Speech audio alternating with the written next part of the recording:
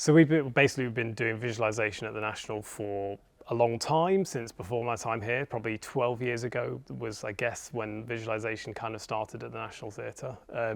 Using various systems over the years, various qualities and models. I remember crawling around the building probably about 10 years ago trying to take measurements, with laser measures and tape measures, and doing it in a very old-fashioned way. And we've used visualization in varying ways over the years. So it's been used in its traditional way to do previews for a show. We've used it for training purposes, for figuring out whether something will work in terms of particular production as a small element. But the need for visualization has been increasing.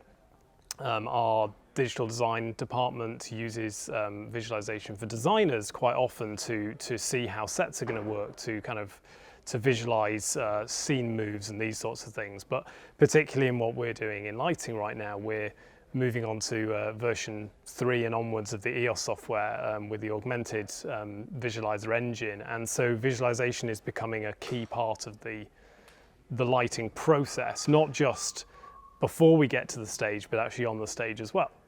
So we're now bringing these models that need to be accurate into our consoles, so the programmers, when they're working on a show, can actually point lights at the model and the light can point at the same point in the real space. This is where Preevue's kind of come in recently. We've been, there's been a need for us to have accurate models of the spaces.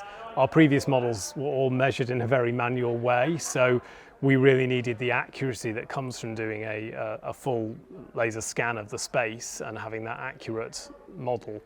And that's what we now have with the work that we've been doing with Preevue.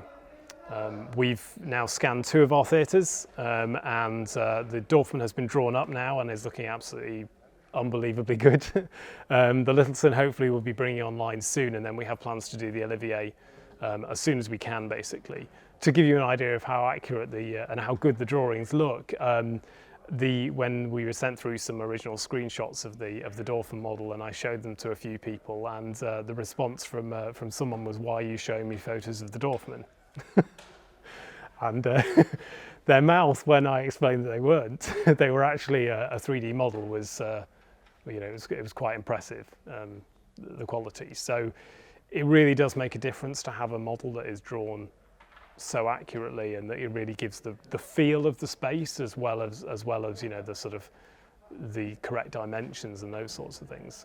The model that we had originally, we got for lighting because of our needs with augmented and the EOS software, but that's now there's demand for that from other departments in the building. So sound and video are really interested in using that for our 3D audio systems. Our digital design department is interested in using these models for showing to set designers and other departments. So having brought the model in, we're now expanding the users of that model within the building, and we'll continue to do so as we bring the other models of the other theatres online, hopefully in the not too distant future.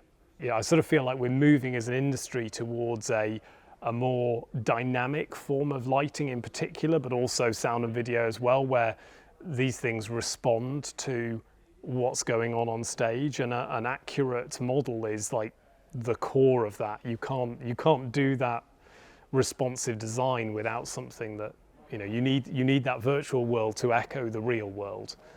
So that's why it's so important that we have these kind of models.